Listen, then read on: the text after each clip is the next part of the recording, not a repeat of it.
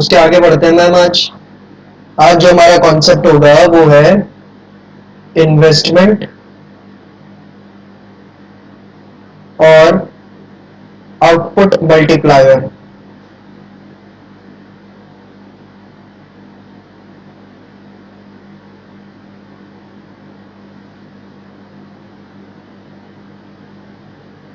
आज जो हमारा कॉन्सेप्ट है वो क्या है? इन्वेस्टमेंट या आउटपुट मल्टीप्लायर। इन्वेस्टमेंट मल्टीप्लायर ये होता क्या है? बहुत इंपॉर्टेंट कॉन्सेप्ट है। ये बताता है रेशियो किस चीज का? चेंज इन इनकम और चेंज इन इन्वेस्टमेंट के बीच। ठीक है। इन्वेस्टमेंट मल्टीप्लायर क्या बताता है? ये आपका एक रेशियो होता है जो कि बताता है change in income to the change in investment, यानी आपकी इनकम कितना चेंज कर रही है in response to the change in investment. ठीक है। आपकी इनकम कितना चेंज कर रही है in response to the change in investment, ये बात कौन बताता है? Investment multiplier. आपकी इनकम बढ़ रही है, उसके मुकाबले आपका इन्वेस्टमेंट कितना बढ़ रहा है। ठीक है। आपकी इनकम अगर घट रही है तो इसके मुकाबले आपका इन्वेस्टमेंट कितना घट रहा है, तो इसको रिकॉर्ड करता है क्या? Investment multiplier. ठीक है।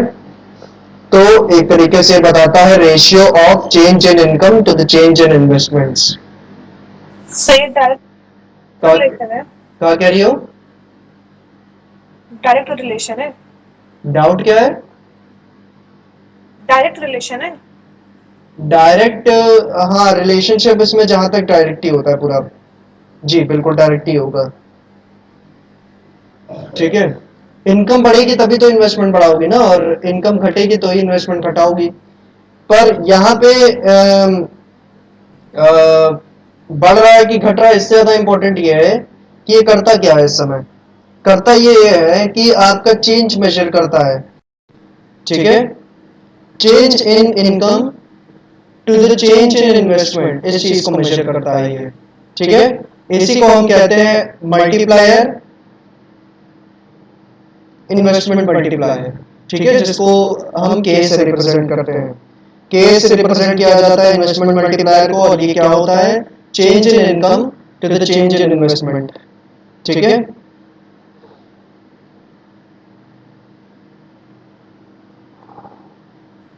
Yes sir.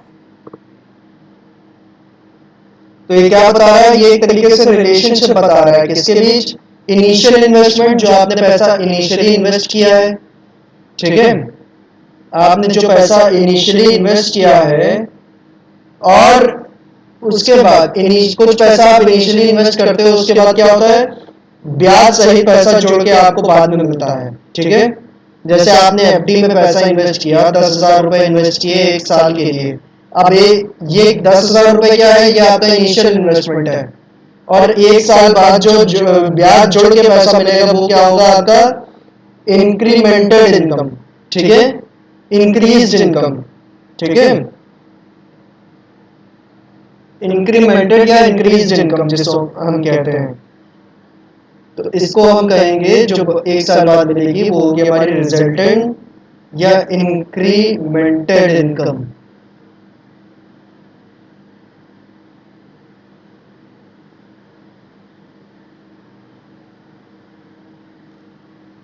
क्लियर है? Yes sir. चलो इसके बारे में पहले लिख लो। ये क्या है? Investment multiplier. It is the ratio of change in income to the change in investment, full stop.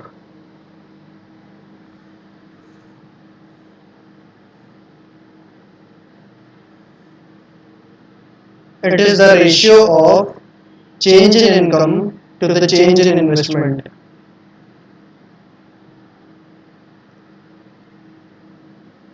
Full stop.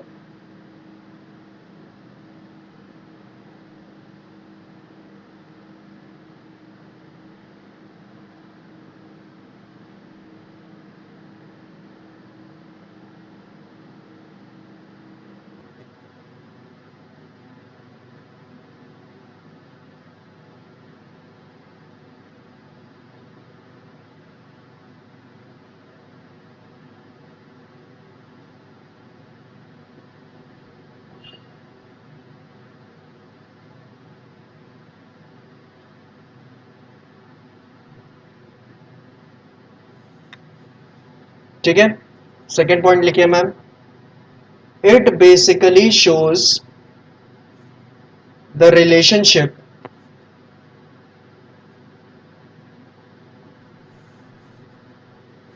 between initial increment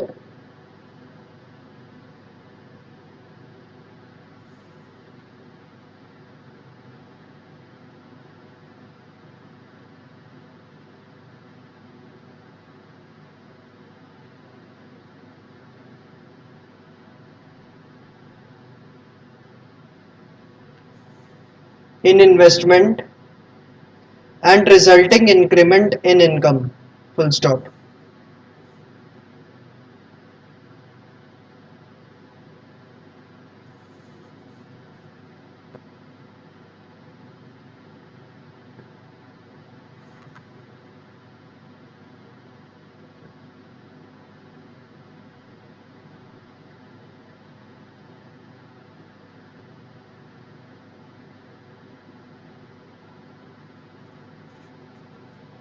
ठीक है, it basically shows the relationship between initial increment in investment sir initial के बाद increment in investment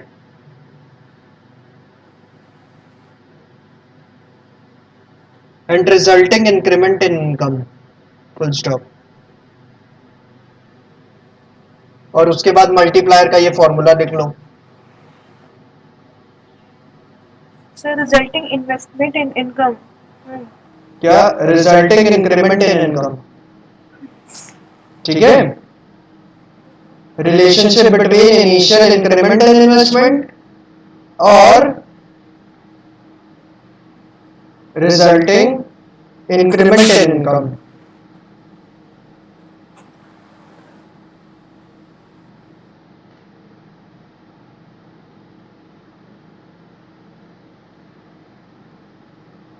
और फिर ये multiplier का formula लिख लीजिए,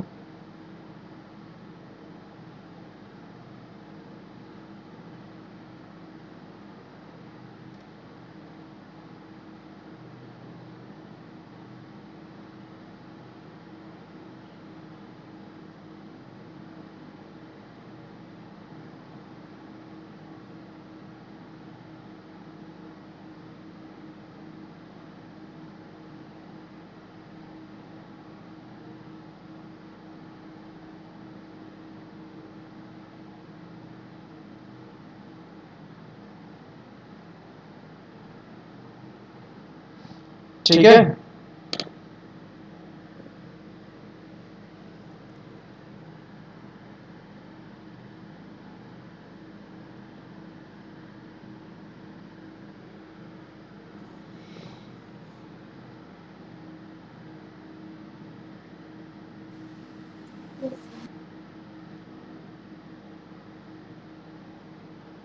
चलो, अब ये मल्टीप्लायर वर्क कैसे करता है, मल्टीप्लायर वर्क कैसे करता है, कैसे आपके पैसे जो आप इन्वेस्ट करते हो मल्टीप्लाई होते हैं, तो लिखो वर्किंग ऑफ अ मल्टीप्लायर।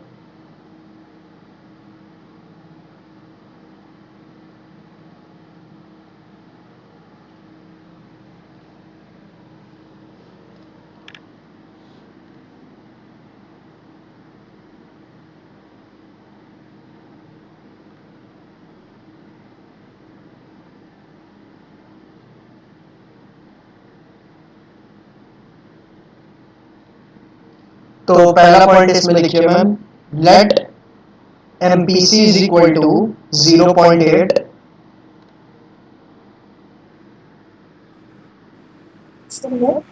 हाँ ये क्या है अभी समझाऊंगा, पहले जो जो लिखवा रहा हूँ लिख लो इसमें, वर्किंग ऑफ मल्टीप्लायर में।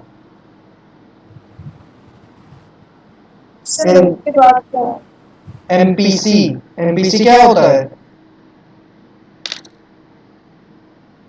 एमपीसी क्या होता है, sir marginal propensity saving.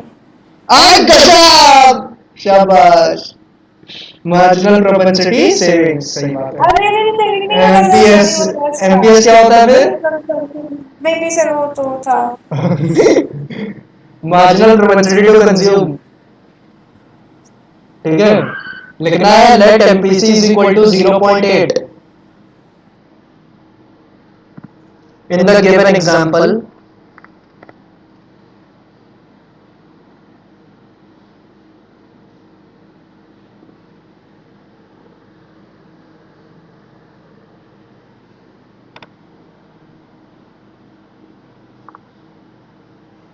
And suppose there is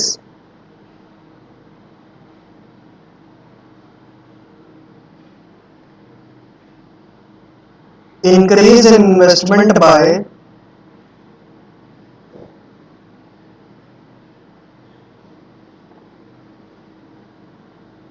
100 crore रुपए।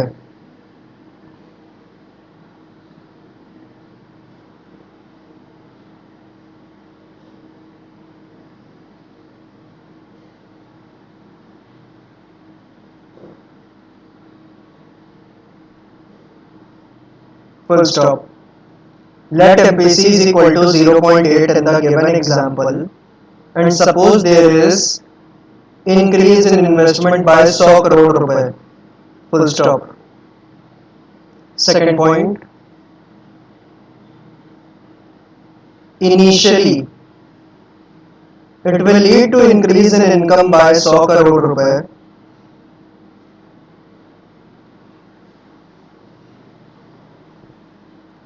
and when MPC is equal to 0.8 semicolon, consumer will spend 80 crore rupees on consumption, comma,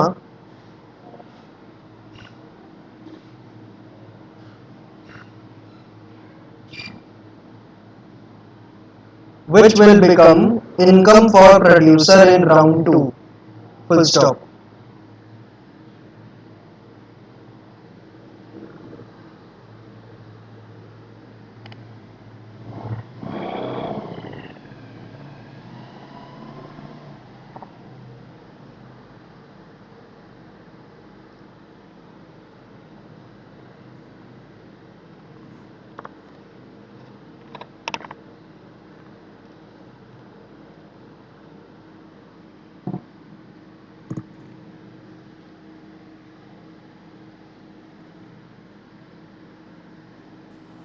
sir repeat कर दीजिए।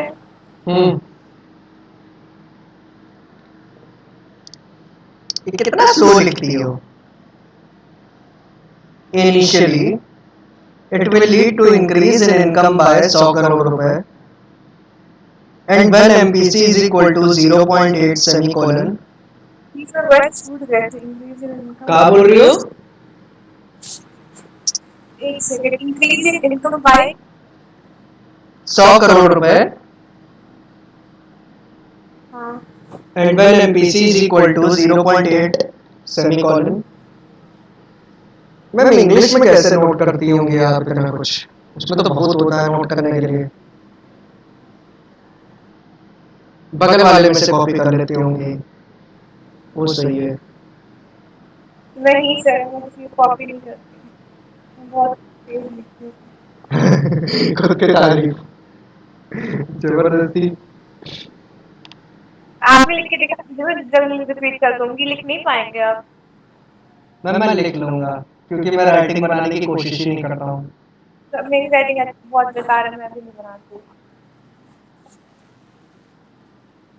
एग्जाम में लेकिन बनानी पड़ेगी, ये तो आपको पता ही होगा, इनिशियल पेजेस में बनानी पड़ती है। शरारत पढ़ना पा एग्जामिनर। शुरुआत के 3-4 पेजेस में आपको पता ही होगा, हर सब्जेक्ट में ऐसा ही होता है कि ठीक राइटिंग बनानी पड़ती है। बाद के पेजेस में चाहे जो करो, ठीक है, लास्ट में तो बहुत ही गंदी बनाता है हर इंसान, लेकिन शुरुआत के 3-4 पन्ने तो थोड़ा बना के लिखना पड़ता है, ठीक है। खैर ये सब बात की बात है कि पेपर कैसे अटेम्प्ट करना है, वो सब हम लोग बाद में डिस्कस करते रहेंगे धीरे धीरे, ठीक है। 0.8 तक हो गया था ना, सेमीकोलन के बाद consumer will spend 80 crore rupees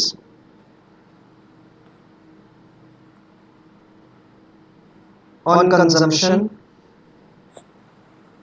comma,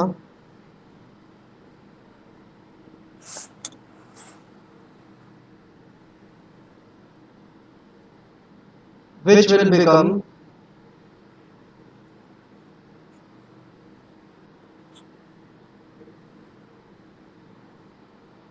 income for producer in round 2. Full stop.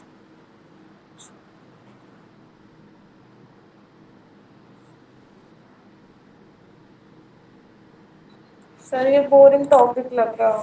Full stop.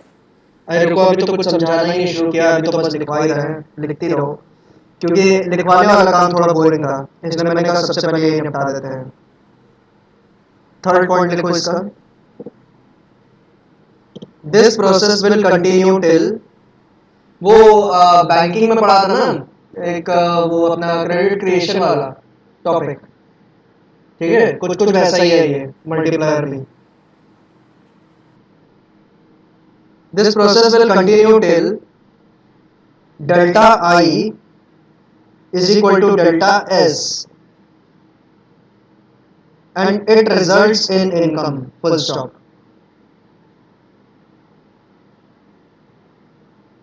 This process will continue till delta I is equal to delta S and it results in income, full stop.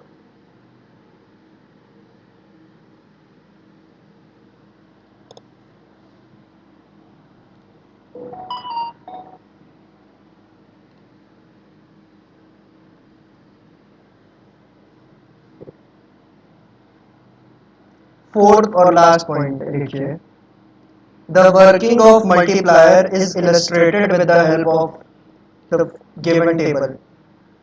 और table के आगे ये वाला निशान,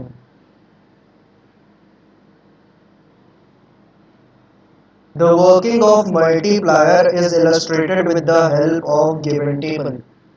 और table के आगे ये वाला निशान, ठीक है।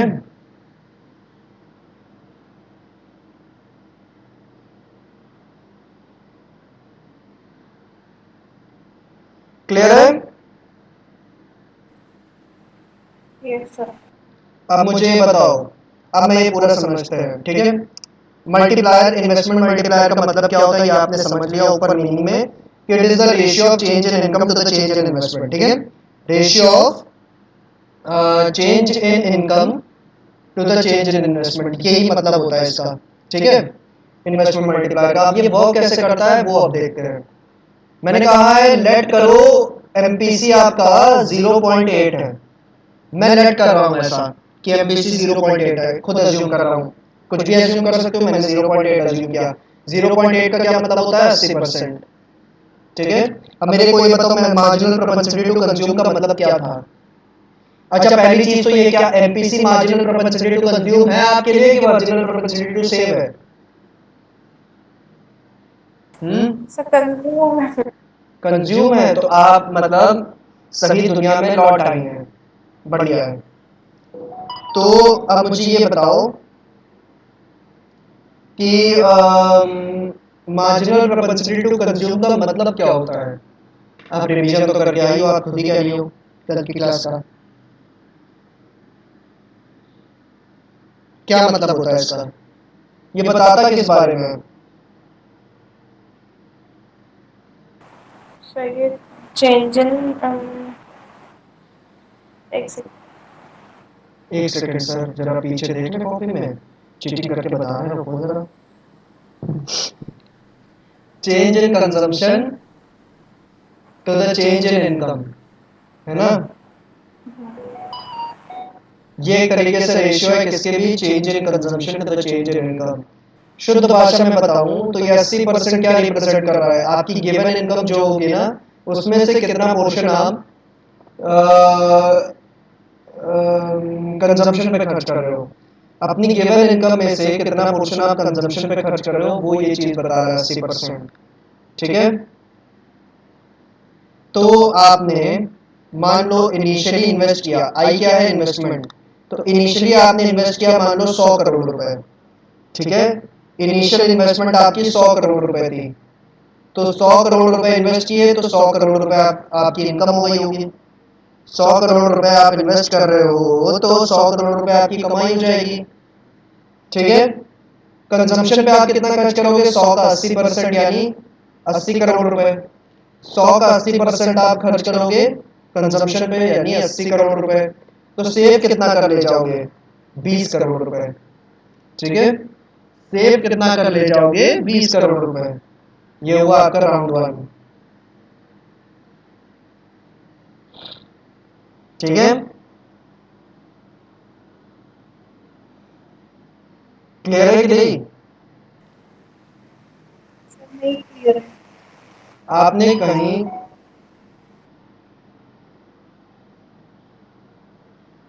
आपने कहीं 100 करोड़ रुपए इन्वेस्ट किए हैं।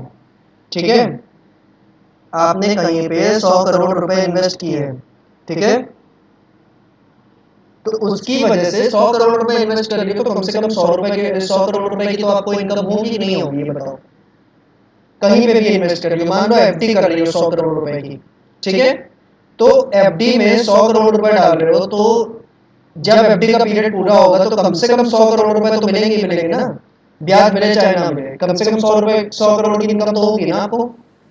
Yes sir. तो 100 करोड़ की इन्वेस्टमेंट से 100 करोड़ की इनकम बढ़ेगी कि नहीं बढ़ेगी? 100 करोड़ की अगर आपकी इन्वेस्टमेंट बढ़ रही है तो 100 करोड़ की आपकी इनकम बढ़ेगी कि नहीं बढ़ेगी? हेलो। Yes sir. ये चीज बराबर है कि नहीं? 100 करोड़ की इन्वेस्टमेंट बढ़ने से 100 करोड़ की इनकम बढ़ेगी। बराबर है कि नहीं? सर नहीं। क्यों? अभी तो बताया मैंने कि भाई मान लो आप एफडी कर रही हो और उसमें 100 रुपए डाले हैं आपने 1 साल के लिए, तो 1 साल बाद अगर ब्याज नहीं भी मिलता है तो कम से कम 100 रुपए तो वापस मिलेगा ही ना, मिलेगा। तो 100 की इनकम तो होगी ना आपको। Yes sir. तो आप कहीं पे इन्वेस्टमेंट कर रही हो, आप इन्वेस्टमेंट में 100 रुपए बढ़ा रही हो तो इनकम भी तो आपकी 100 रुपए ऑटोमेटिकली बढ़ जाएगी कि नहीं बढ़ेगी? Yes sir. बराबर है कि नहीं है बात? हाँ सर। हाँ। हाँ सर। और अगर आपका इनकम 100 करोड़ से बढ़ रहा है तो कंजम्पशन कितने से बढ़ेगा? 100 का 80% यानी 80 करोड़ रुपए से। तो सेविंग कितने से बढ़ेगा? 20 करोड़ रुपए से। ये चीज क्लियर है? क्लियर है कि नहीं? Yes sir. अब आपने 80 करोड़ रुपए ये जो खर्च किए हैं, ये जरूर किसी ना किसी को पे किए होंगे, कुछ ना कुछ कंजम्पशन के ऊपर खर्च कर रहे हो तो कहीं ना कहीं पेमेंट की होगी ना इसके लिए। ठीक है। किसी ना किसी को 80 करोड़ रुपए दिए होंगे। अब वो क्या करेगा? वो इन 80 करोड़ को कहीं ना कहीं इन्वेस्ट करेगा। ठीक है। वो इस 80 करोड़ को कहीं ना कहीं इन्वेस्ट करेगा। उस 80 करोड़ से उसको 80 करोड़ की इनकम हो सकती है। 80 करोड़ की इनकम होगी तो कंजम्पशन कितने का होगा? 64 करोड़ का। 64 करोड़ का तो सेविंग कितनी की होगी? 16 करोड़ की। बराबर है कि नहीं है?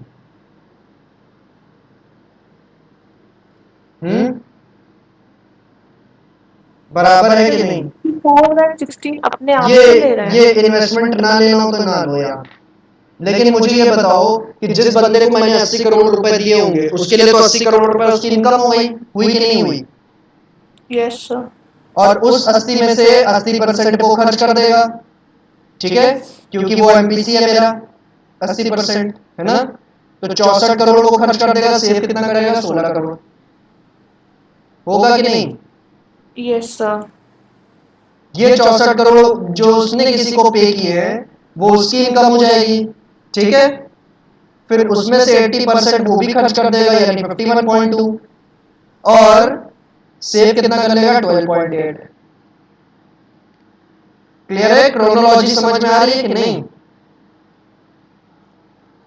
हाँ। हाँ सर आ रही है। आ रही है ना। ये किसका डायलॉग है? आप क्रोनोलॉजी समझिए। तो पता नहीं। आप देश दुनिया से दूर है। बढ़िया है वैसे। चलो फिर क्या होगा? इसने 51.2 जिसको पे किया है वो उसकी इनकम हो जाएगी। ठीक है। इसके लिए खर्चा है लेकिन उसके लिए तो इनकम होगा ना।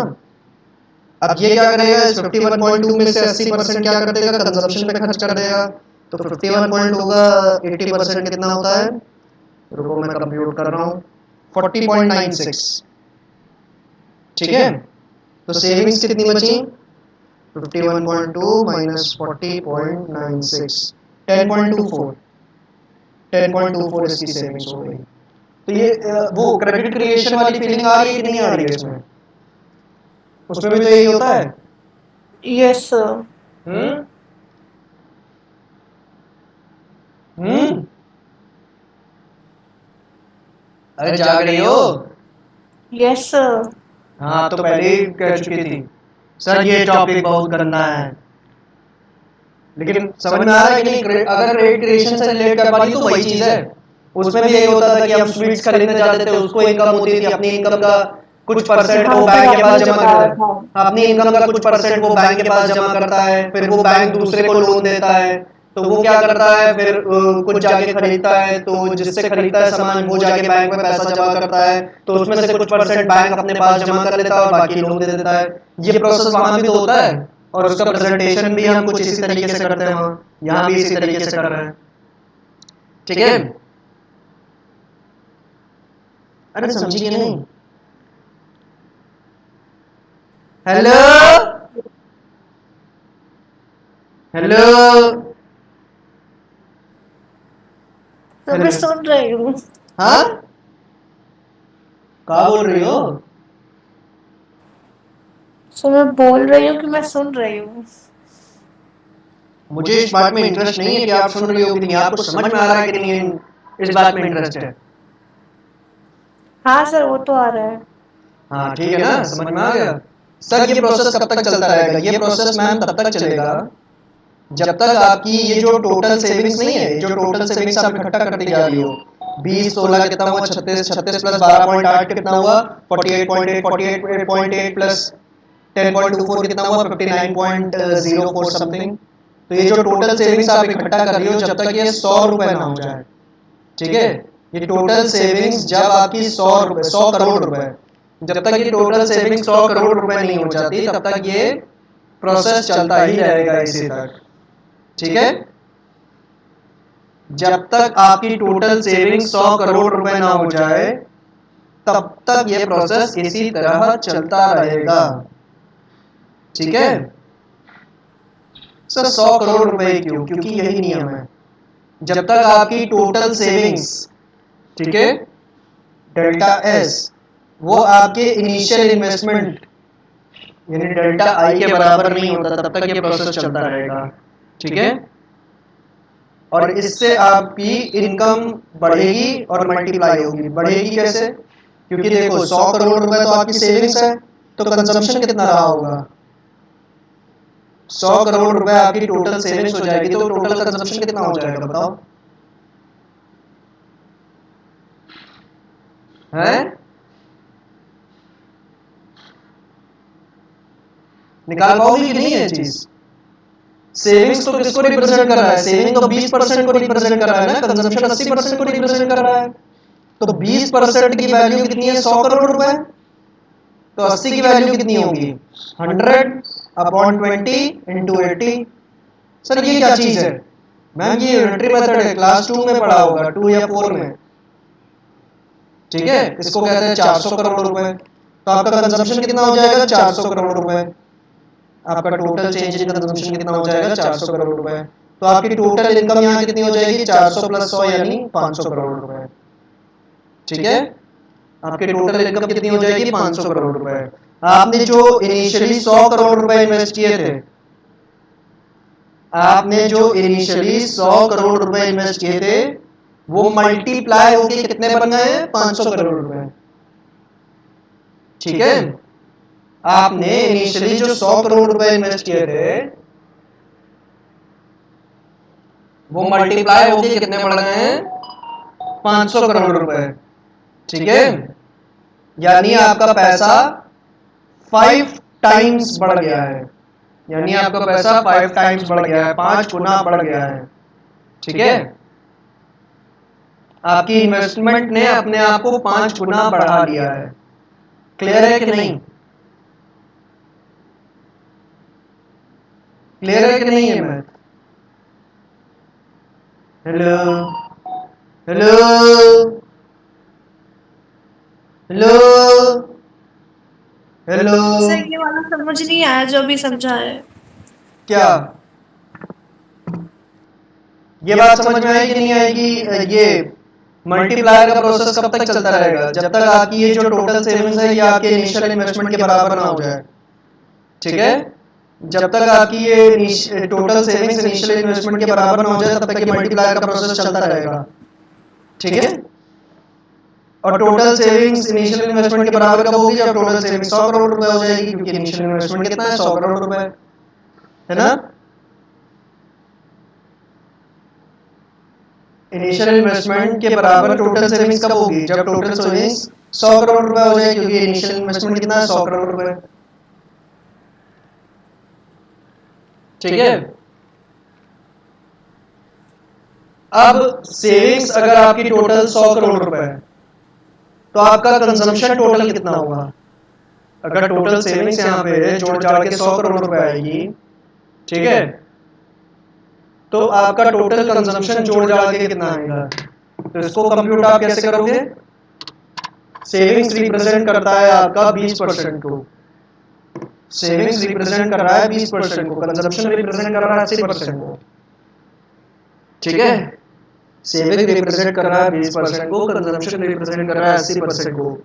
तो 20% की वैल्यू बराबर है किसके? 100 करोड़ के। और 80% की वैल्यू किसके बराबर होगी? तो 100 अपॉन 20 इंटू 80 करेंगे। ठीक है? 20 की वैल्यू 100 है ना, इसीलिए 100 को 20 से डिवाइड करेंगे, और 80 की वैल्यू मुझे फाइंड आउट करनी है, इसलिए इसको मल्टीप्लाई किया जाएगा इससे। ठीक है? ये आपका यूनिटरी मेथड है सिंपल सा, जो कि हम लोग क्लास 4th बोर्ड में पढ़ते हैं। ये आता है कि नहीं आता है आपको? हाँ सर पढ़े तो थे। हाँ, तो ये बस इतना आ रहा है कि नहीं आ रहा है समझ में ये चीज? बहुत सर आ ज्यादा रहा है। है। हाँ, बहुत ज्यादा यूज भी नहीं होने वाला है इसका।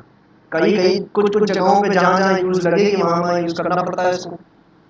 ठीक है? और ये सब बेसिक चीजें आपको होनी चाहिए कि अगर 4 बच्चों के पास 10 टॉफीज है, 2 बच्चों के पास कितनी टॉफीज होंगी? ये कैसे मिलता है आपको? तो 4 बच्चों के पास 10 टॉफीज है ना, तो 10 को 4 से डिवाइड कर दो, और 2 बच्चों के पास कितनी टॉफीज है ये आपको निकालना है, तो 2 से मल्टीप्लाई कर दो, तो ये कितना आ जाएगा? 5 टॉफीज। ठीक है? ये कितना आ जाएगा? 5 टॉफीज। इस तरीके से हमारा यूनिटरी मेथड वर्क करता था। वही चीज हम यहाँ पे लगा रहे हैं कि 20% की वैल्यू अगर 100 रुपए है, 20% की वैल्यू 100 रुपए है, और हमें निकालनी है 80% की वैल्यू। हमें क्या करना है? 80% की वैल्यू निकालनी है। तो 20 बराबर 100, 80 की वैल्यू निकालनी है, तो 100 अपॉन 20 इंटू 80 किया, तो यह आया 400 करोड़ रुपए। तो टोटल कंजम्पशन आपका बराबर हो जाएगा कितने से? 400 करोड़ रुपए से। तो कंजम्पशन टोटल है 400 रुपए, सेविंग्स टोटल है 100 रुपए, तो आप दोनों को जोड़ दो, कितना हो गया? टोटल इनकम आ जाएगी 500 रुपए। टोटल इनकम कितना हो जाएगा? 500 रुपए। तो आपका इनिशियल इन्वेस्टमेंट था 100 करोड़ रुपए, टोटल इनकम हो गया है 500 करोड़ रुपए। यानी आपकी इनकम आपकी इनिशियल इन्वेस्टमेंट से 5 गुना बढ़ गई है। आपकी इनकम आपके इनिशियल इन्वेस्टमेंट से 5 गुना बढ़ गई है। ठीक है? आपका पैसा टोटल 5 टाइम्स बढ़ा है। आपका पैसा टोटल 5 टाइम्स बढ़ गया है। क्या चीज क्लियर है? क्या ये चीज क्लियर है? यही है आपका वर्किंग ऑफ अ मल्टीप्लायर। इसी तरीके से आपका मल्टीप्लायर वर्क करता है। क्लियर है ये चीज कि नहीं? यही बात मैंने वहां पे आपको 3-4 पॉइंट्स में लिखवाई है। Yes sir. क्लियर है पूरा वर्किंग?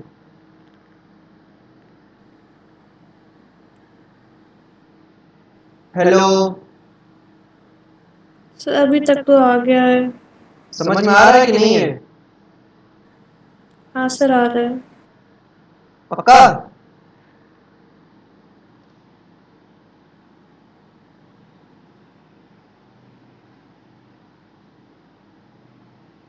पक्का समझ में आ रहा है? क्लियर है? सर ये टेबल बनानी पड़ेगी। हाँ, ये पेपर में बनानी पड़ेगी। आप एग्जैक्टली यही छाप के भी आ सकती हो पेपर में और अपने मन से भी एमपीसी लेट करके फिगर्स लेट करके बना सकती हो। क्लियर है? Yes sir. चलो, अब अगर आप ये डायरेक्टली निकालना चाहो कि इनिशियल इन्वेस्टमेंट से आपकी इनकम, टोटल इनकम कितनी बढ़ेगी, कितना मल्टीप्लाई हो गया आपकी टोटल इनकम आपकी इनिशियल इन्वेस्टमेंट से टोटल कितना मल्टीप्लाई करेगी, जैसे यहाँ 5 गुना हो रही थी, तो ये चीज़ अगर आप डायरेक्टली निकालना चाहो तो कैसे निकाल सकते हो, मल्टीप्लाई के फॉर्मूले से। मल्टीप्लाई का एक और फॉर्मूला है जो कि है 1/1 माइनस एमपीसी। ये आपको डायरेक्टली दे देगा कि आपका पैसा टोटल कितना मल्टीप्लाई होगा। तो आपका एमपीसी कितना था, 0.8 है ना। आपका एमपीसी कितना था, 0.8। 1 minus 0.8 is equal to 1/0.2 which is equal to 5 times. यानी आपका पैसा कितना हो जाएगा, 5 गुना बढ़ जाएगा। आपका पैसा जो होगा टोटल 5 गुना बढ़ जाएगा।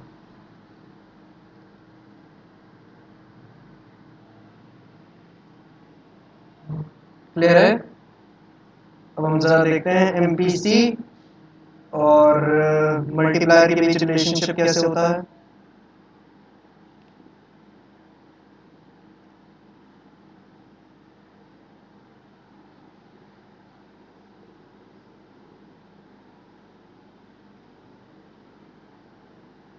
एमपीसी और मल्टीप्लायर के बीच रिलेशनशिप कैसा होता है देखें।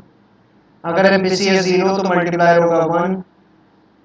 अगर एमपीसी है आपका 0.2 तो ये होगा 1.25। अगर ये है 0.5 तो मल्टीप्लायर होगा 2। और ये अगर है 1 तो ये होगा इन्फिनिटी। ठीक है, ये एमपीसी और मल्टीप्लायर के बीच रिलेशनशिप। और अगर आप मल्टीप्लायर निकालना चाहते हो तो एक और फॉर्मूला है 1/, मार्जिनल प्रोपेंसिटी टू सेव।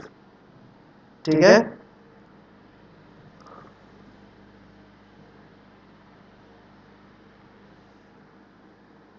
अगर आप मल्टीप्लायर निकालना चाहते हो तो आपके पास एक और फॉर्मूला है 1/MPS।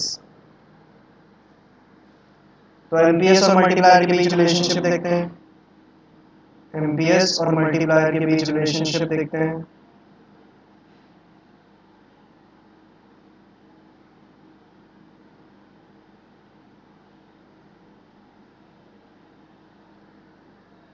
ठीक है, एमपीएस 0, यहाँ पे 0.25, 2 लेते हैं।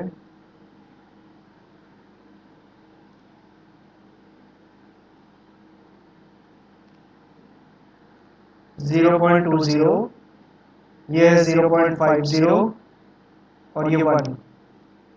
मल्टीप्लायर कितना होगा, 0 पे होगा इन्फिनिटी, 0.20 पे 5, इस पे 2 और इस पे 1। ठीक है,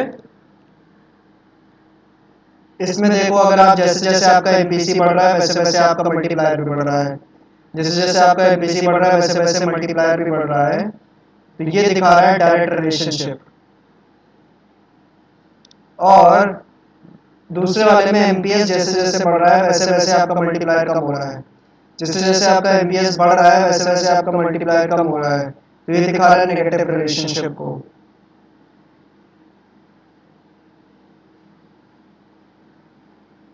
क्या दिखा रहा है, negative relationship.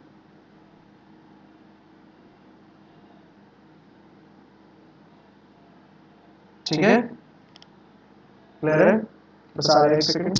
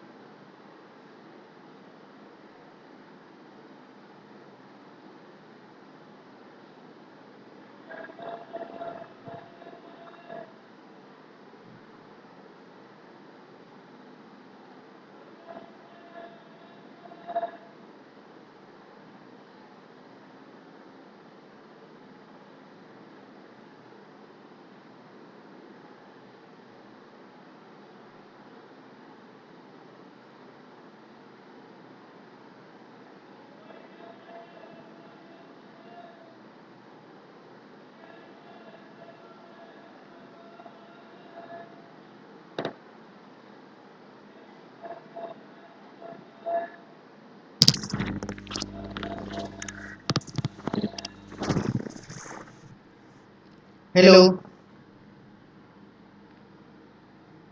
Hello. Yes, sir.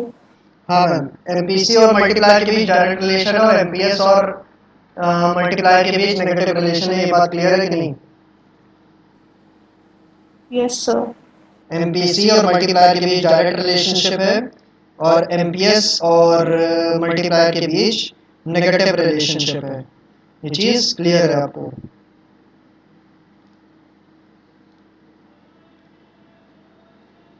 इस पे लेते हैं मल्टीप्लायर, इस पे एमपीसी, और अगर डायरेक्ट रिलेशनशिप है तो कर्व बनेगा अपवर्ड स्लोपिंग, ठीक है?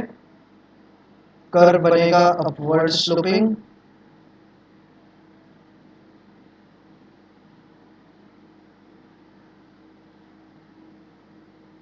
ठीक है? कर्व बनेगा अपवर्ड स्लोपिंग,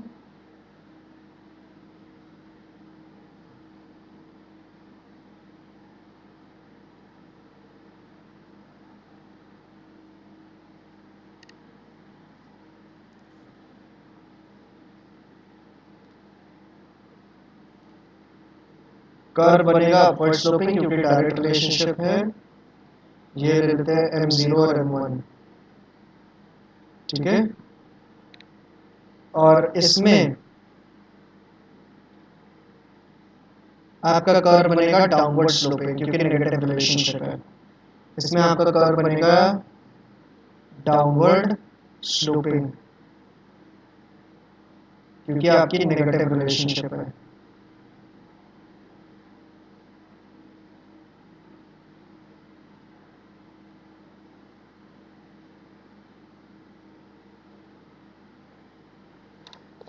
ठीक है? क्लियर है?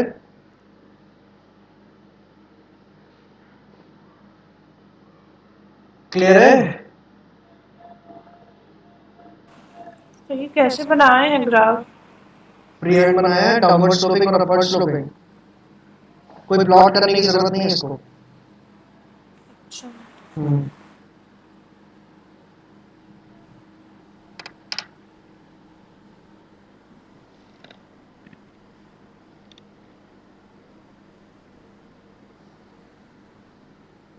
क्लियर है? Yes, sir. एक लाइन बस और ऐड कर लो इसमें। मिनिमम वैल्यू ऑफ के कैन बी 1,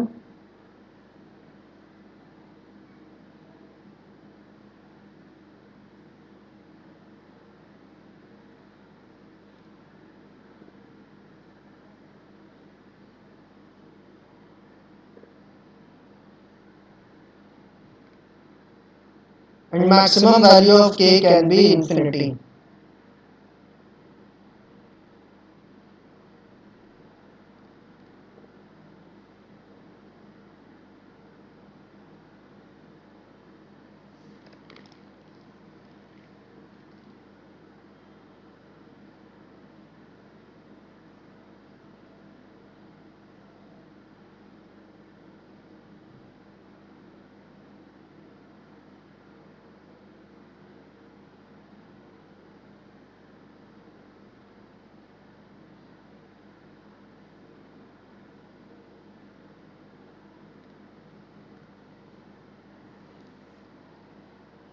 ठीक है? Minimum value of k can be 1 and maximum value of k can be infinity.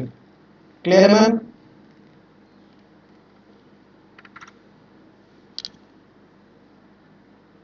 Yes, sir. Hmm,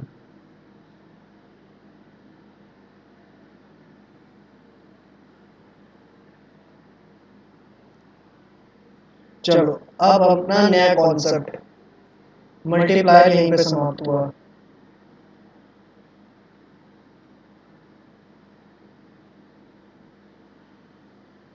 next concept है ma'am x एंटे savings and investment.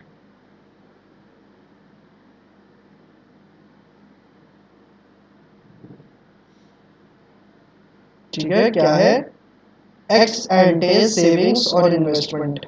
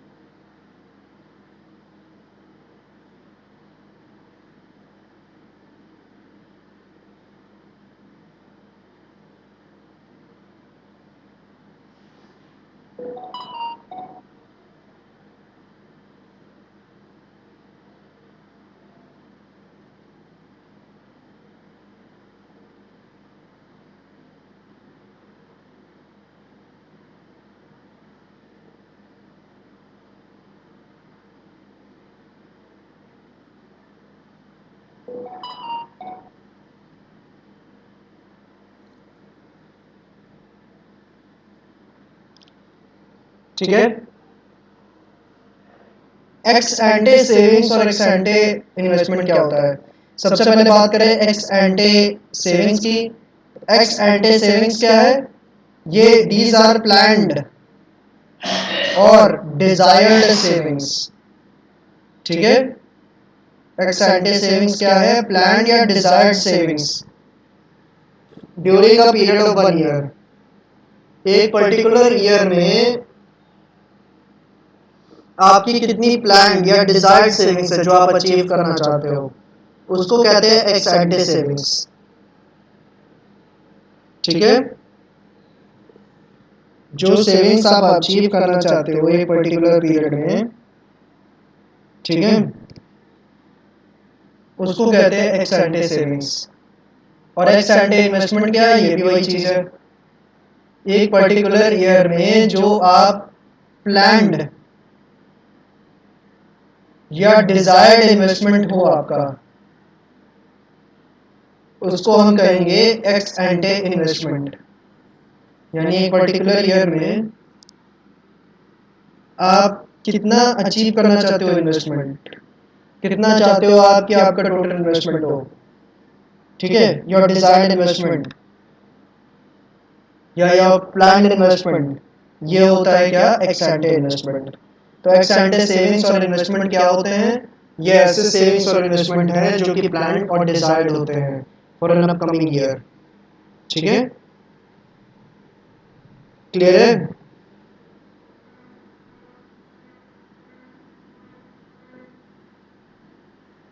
Clear है ma'am? Yes, sir. Hmm.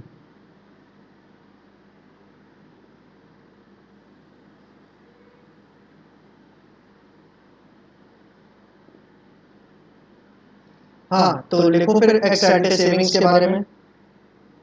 Ex ante savings refers to the desired savings or planned savings during the period of 1 year. Full stop.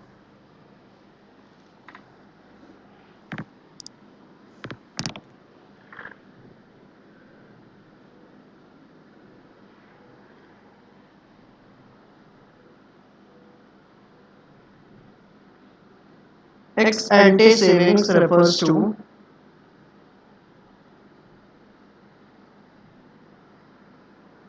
the desired savings or planned savings during the period of 1 year. Full stop.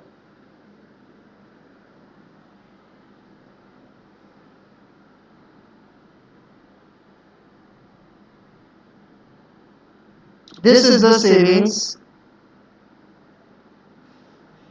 which is intended to be made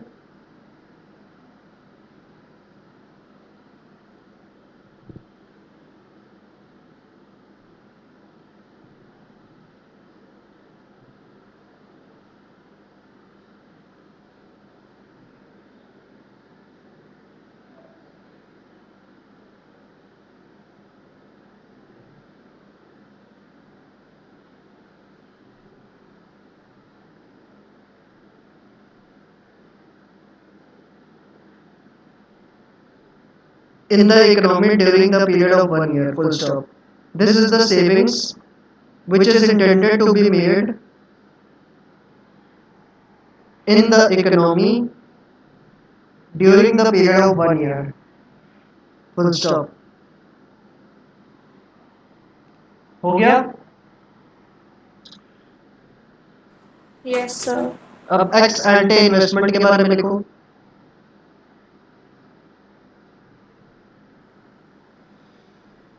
Ex ante investment refers to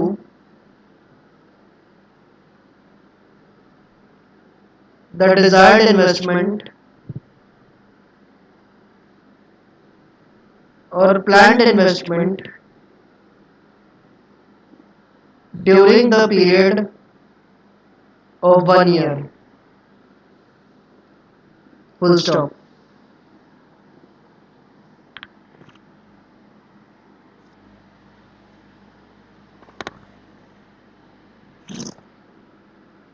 ex ante investment refers to the desired investment or planned investment during the period of 1 year, full stop. This is the investment expenditure which is intended to be made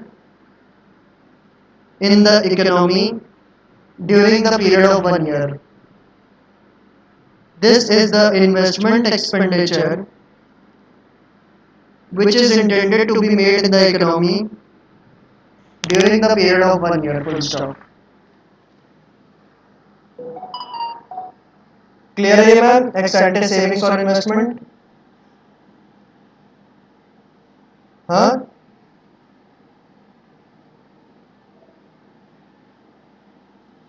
clear है? Sir समझा दीजिए एक बार। अरे वही बात है जो समझाई थी।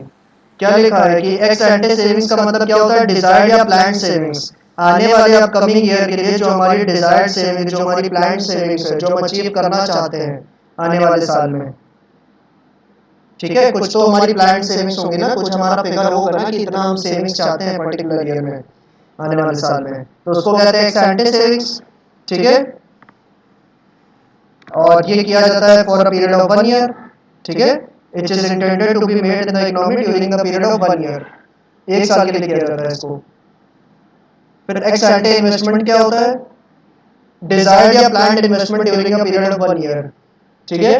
आने वाले साल के लिए जो हमारा डिजायर्ड या प्लान्ड इन्वेस्टमेंट होता है कि आने वाले साल में हम कितना इन्वेस्टमेंट के ऊपर खर्च करेंगे, ठीक है, हमारी प्लान्ड इन्वेस्टमेंट कितने रुपए की होगी, वो कहलाता है, ठीक है।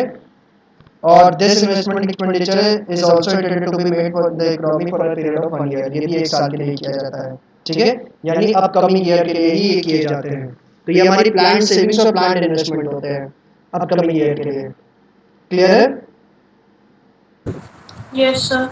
अब इसी के जैसा एक और है, एक्सपोज्ड सेविंग्स और इन्वेस्टमेंट। एक्सपोज्ड सेविंग्स क्या बात करता है? एक्सपोज्ड सेविंग्स बात करता है एक्चुअल सेविंग्स के बारे में, ठीक है। एक पर्टिकुलर साल में एक्चुअल में आप कितनी सेविंग्स कर रहे हो वो बताता है एक्सपोज सेविंग्स।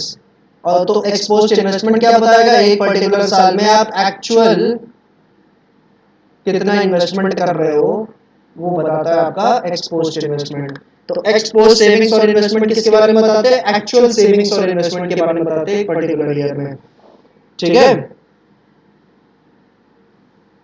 क्लियर है? एक्स एंटे किसके बारे में बताता है? प्लान्ड के बारे में, कितना प्लान कर रहे हो आप सेविंग्स और इन्वेस्टमेंट। और एक्सपोज क्या बताता है? एक्चुअल में आपका कितना सेविंग और इन्वेस्टमेंट है, ठीक है। सरस है? Yes sir. चलो इसके बारे में लिख लो। Ex post savings refers to the actual savings in the economy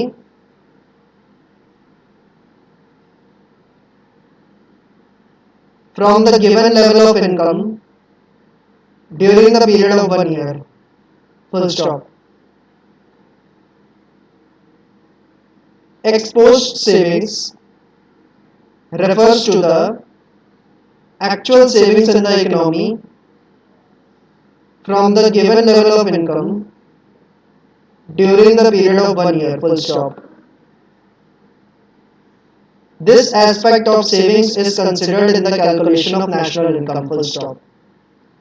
This aspect of savings is considered in the calculation of national income.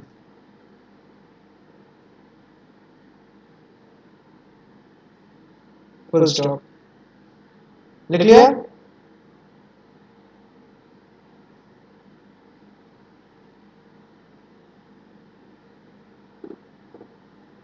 Yes sir.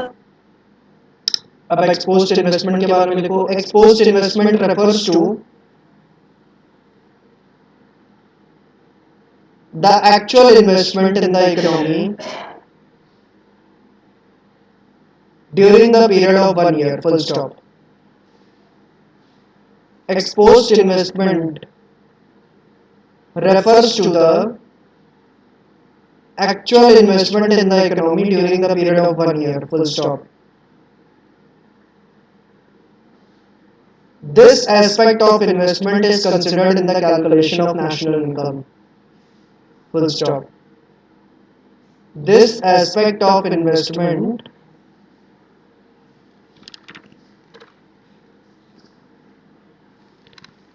is considered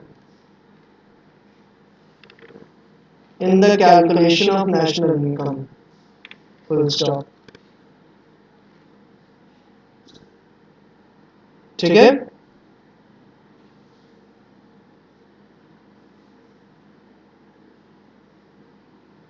yes sir. Sir गोला numericals बता दीजिए। हाँ, जो मैंने आपको न्यूमेरिकल्स सेंड किए थे वो बता दीजिए। न्यूमेरिकल्स एक ही न्यूमेरिकल तो भेजा था।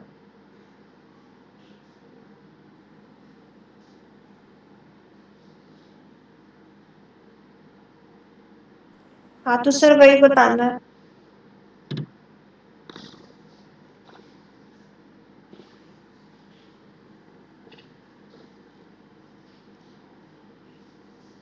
क्लियर है? ये समझ में आया? एक्स एंटे और एक्स पोस्ट।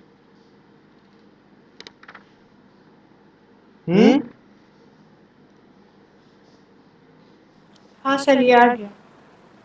अच्छा, चलो ठीक है। तो जो क्वेश्चन आपने भेजा था, ऑपरेटिंग सरप्लस और कंपनसेशन ऑफ एम्प्लॉइज।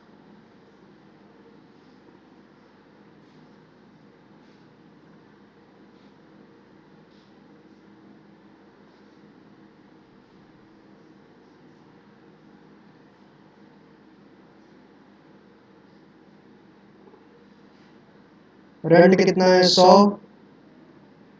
रॉयल्टी कितना है? 20।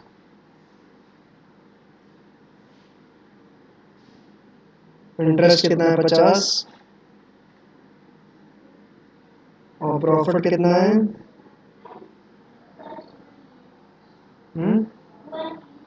अच्छा, 1 मिनट, 5 मिनट रुको। 200। तो ये कितना हो जाएगा? 370। ठीक है। ऑपरेटिंग सरप्लस 370 आ रहा है। सर एक सेकंड चेक करो।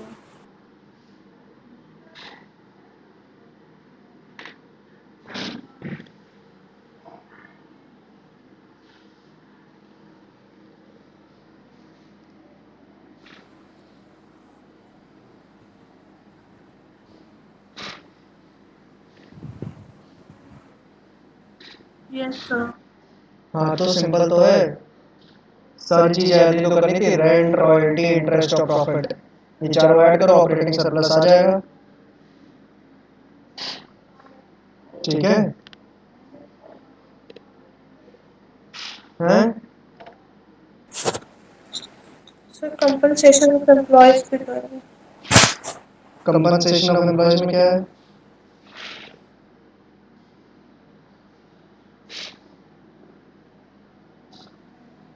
जीडीपी एट एमपी को कन्वर्ट करो।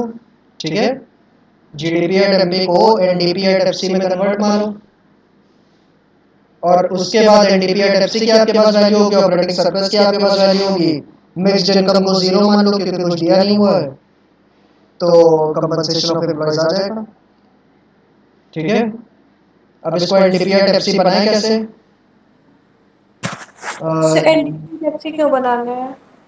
अरे क्योंकि इसमें इनकम मेथड में क्या होता है, NDP at FC domestic income ही तो निकालते हैं, compensation of employees, operating surplus और मिक्स्ड इनकम जोड़ के। Yes sir.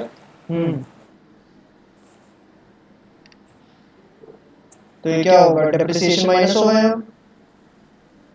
ठीक है। एनएफआईए की तो कोई दिक्कत नहीं है।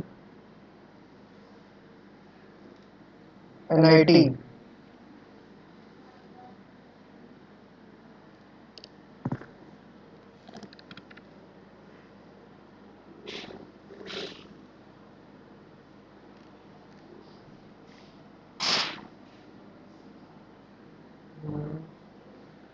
NIT माइनस होगा 1800 minus depreciation 200 minus indirect tax 250 minus subsidies 50।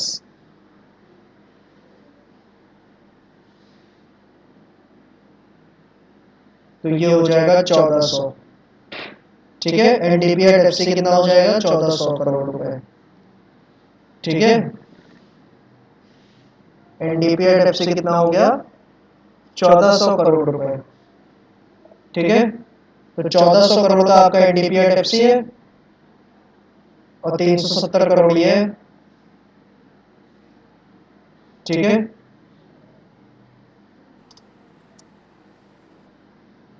तो 1400 में से 370 माइनस कर दीजिए तो 1030 आपका कंपनसेशन ऑफ एम्प्लॉइज होगा।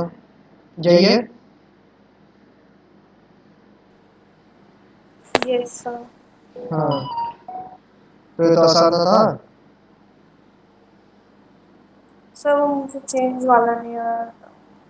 अच्छा अच्छा, क्लियर है फिर ये।